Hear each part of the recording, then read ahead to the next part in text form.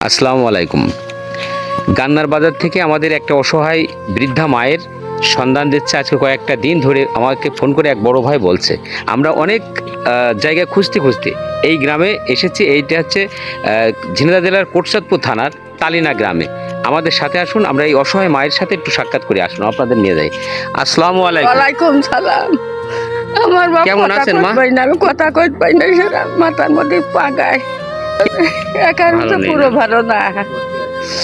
আমার মতন মানুষ দুনিয়ায় থাকা না থাকা সমান কথা। আমার নেই ঘর, নেই বাড়ি, জামাই বাড়ি মানুষ থাকে কেউ দুনিয়ায়। আমার জামাই বাড়ি, এই আমার কথা, কত কথা শুনতে হয়।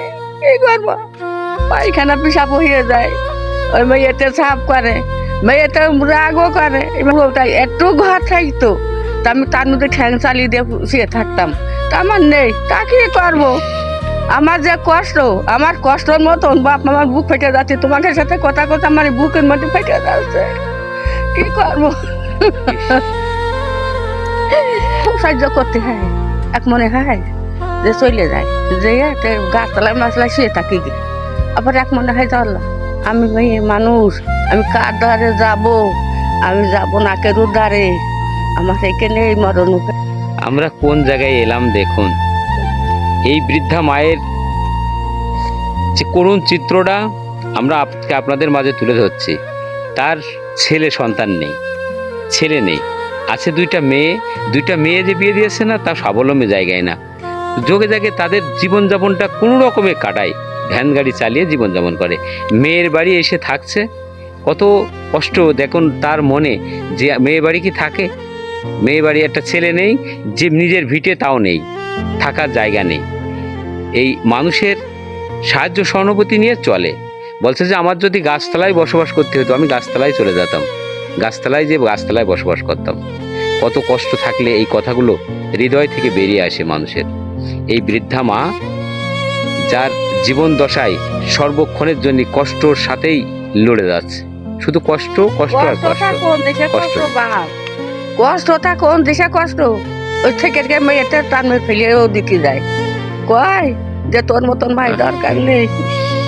অসুস্থ মানুষ, সুস্থও না, অসুস্থ মানুষ, অথচ তার জীবনে দেখুন কত অন্ধকার নেমে এসে।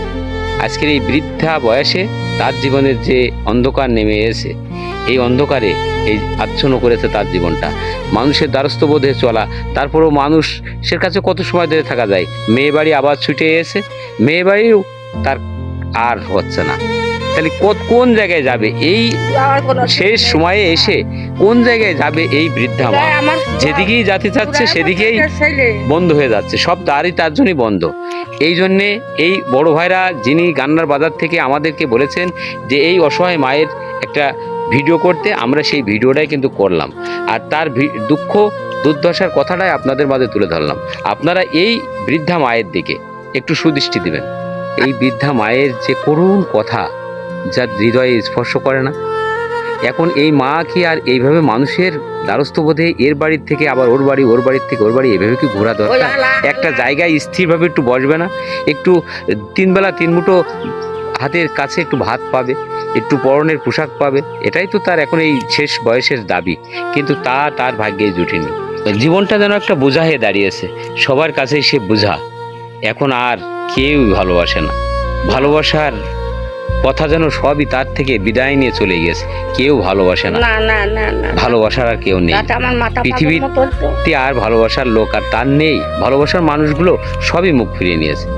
এখন শুধুমাত্র আছে এই সহৃদয়বান মানুষগুলো। যদি দেশ এবং প্রবাসে যিনারা আছেন, তেনাদের কাছে আমাদের উদাত্ত আহ্বান, মনের রিকোয়েস্ট থাকলো যে এই অসহায় মায়ের দিকে একটু সুদৃষ্টি দেবেন। যাই হোক, আমরা এই বৃদ্ধা মায়ের কাছ থেকে অনেক ভারাক্রান্ত মন নিয়ে বিদায় নিচ্ছি। আবারও যেন এই বৃদ্ধা মায়ের পাশে আমরা একটু সহযোগিতা নিয়ে আসতে পারি আপনাদের মাধ্যমে। সবাই ভালো থাকবেন। আসসালামু আলাইকুম।